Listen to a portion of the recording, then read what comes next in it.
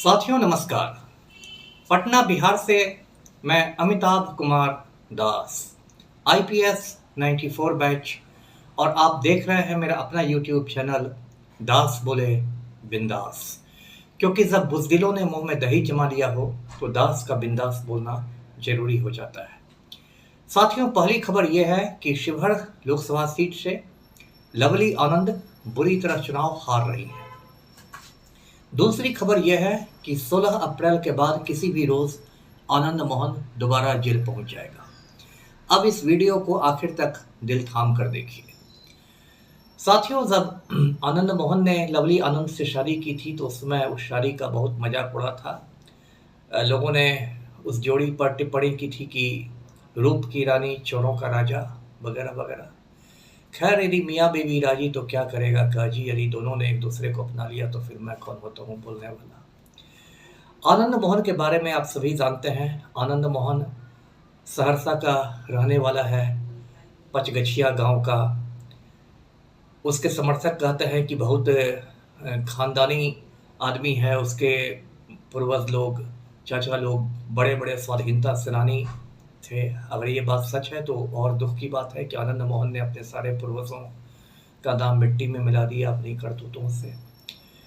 और 1990 के दशक में कोसी क्षेत्र में जब अगड़ों और पिछड़ों का टकराव होता था तो पिछड़ों का नेतृत्व यदि पप्पू यादव करता था तो अगड़ों का नेतृत्व आनंद मोहन करता था।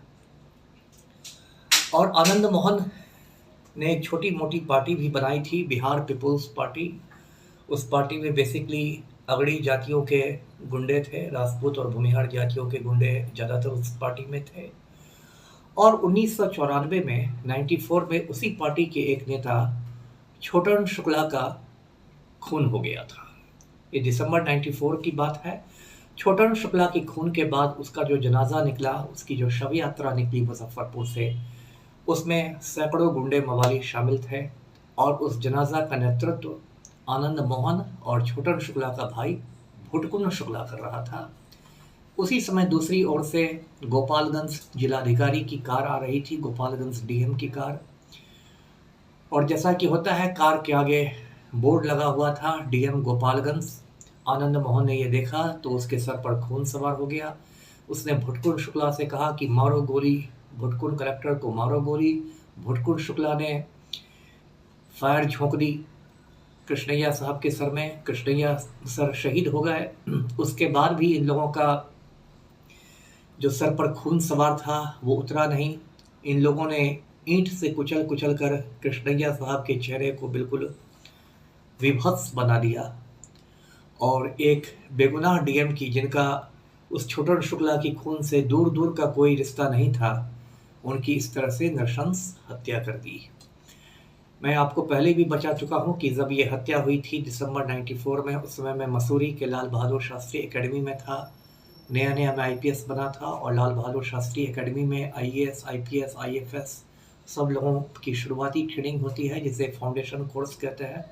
तो मैं फाउंडेशन कोर्स कर रहा था और उसी समय ये खबर मिली बिहार से कि गोपालगंज के डीएम को, 85 बैच के आईएएस को, कृष्णैया साहब को गुंडों ने दिन दहाड़े सड़क पर मार दिया है। तो बिहार के हम जितने भी प्रोफेशनल्स थे, जितने भी लोग हम लोग बिहार से थे, हम लोग सभी शर्म से गड़ गए बिल्कुल कि बिहार से खबर आई भी तो कैसी खबर आई। उसके बाद वहाँ शोक सभा हुई। कृष्णैया साहब के बैचमेट थे मिस्टर संतोष मैथ्यू, उन्होंने कृष्णैया साहब के संस्मरण सुनाए और हम लोग सभी काफ़ी भारी मन से लौटे।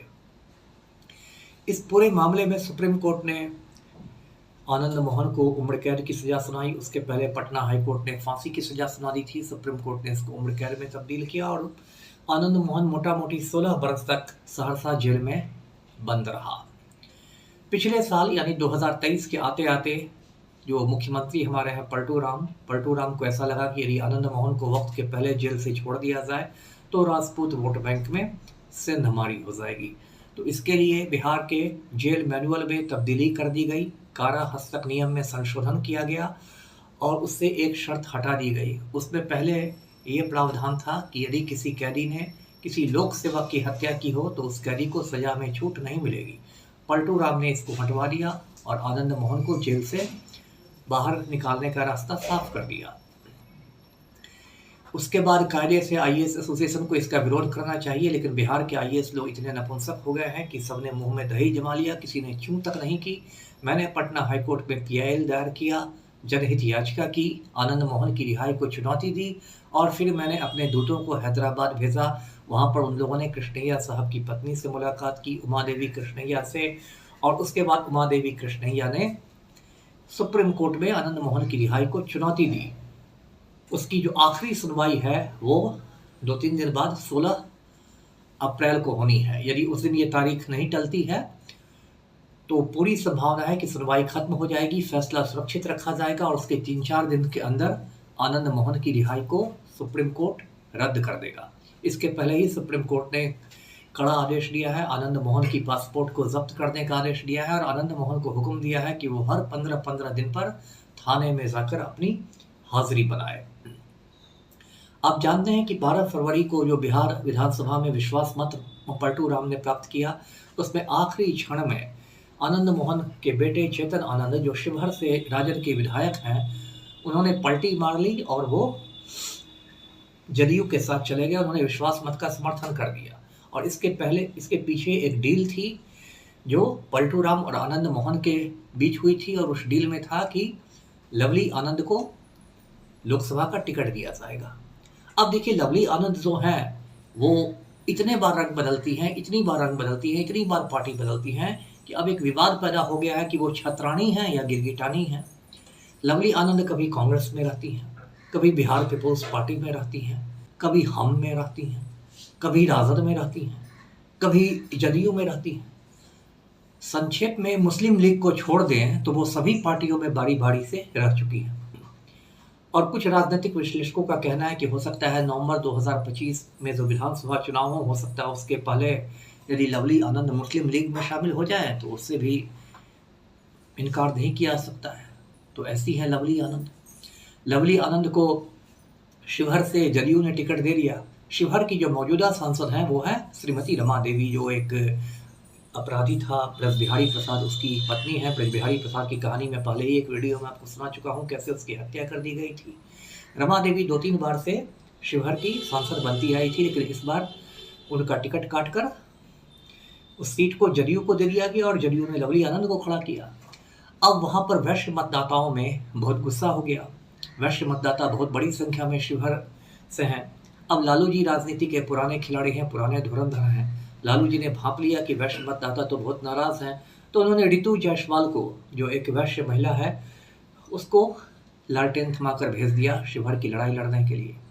ये जो रितु जायसवाल हैं, इनके पति भी भारत सरकार में पदाधिकारी हुआ करते थे, बाद में उन्होंने नौकरी छोड़ दी और बच्चों को कोचिंग वगैरह कराते हैं। रितु जायसवाल खुद सिंह वाहिनी नाम की एक पंचायत में मुखिया रही थी और उन्होंने, जैसा लोग बताते हैं, मुखिया के रूप में बहुत अच्छे अच्छे काम किए, तो उनकी एक अच्छी साफ सुथरी छवि है। अब रितु जायसवाल का कहना है कि मैं एक आईएएस की पत्नी हूँ और ये एक, यानी कि लवली आनंद एक आईएएस के हत्यारे की पत्नी। अब शिवहर की जनता को सोचना है कि वो इसमें से किसको चुनेगी। उधर लवली आनंद कहती है कि मैं तो आईएएस की सास हूँ। तो मैं आपको बता देना चाहता हूँ कि लवली आनंद का जो दामाद है राजहंस कुमार सिंह, वो आईएएस नहीं है, वो आईआरटीएस है 2019 बैच का। आईआरटीएस का मतलब होता है इंडियन रेलवे ट्रैफिक सर्विस, यानी कि वो रेलवे सेवा का है। खैर, लवली आनंद को वो सब झूठ बोलने में ज़्यादा परेशानी नहीं है। राजनीति अगर पेशा है तो झूठ बोलने में फिर क्या दिक्कत है। लेकिन रितु जायसवाल के आने के बाद से लवली आनंद की स्थिति बहुत कमज़ोर हो गई है। बीच में मैंने सोचा था कि मैं श्रीमती उमा देवी कृष्णैया को चुनाव लड़ाऊं निर्दलीय के रूप में लवली आनंद के खिलाफ।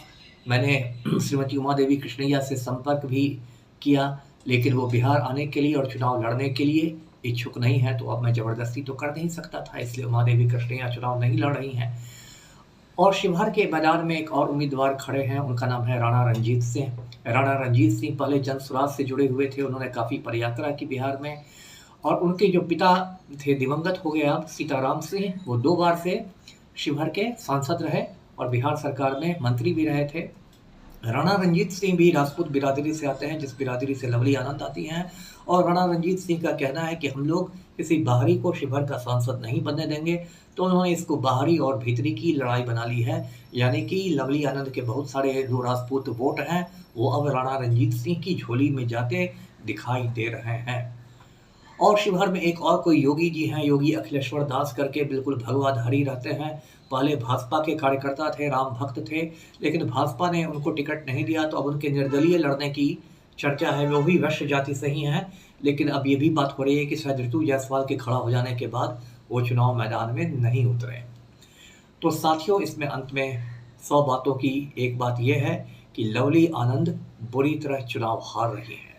और उससे भी बड़ी सूचना ये है कि 16 तारीख के बाद आनंद मोहन किसी भी समय दोबारा जेल जा सकता है। इसलिए अब छत्राणी उर्फ गिरगिटानी को इसके लिए तैयार रहना पड़ेगा कि उनके अच्छे दिन नहीं, बुरे दिन आने वाले हैं। आज का वीडियो यहीं तक। मेरे वीडियो को सब्सक्राइब कीजिए और इसको शेयर और लाइक भी कीजिए।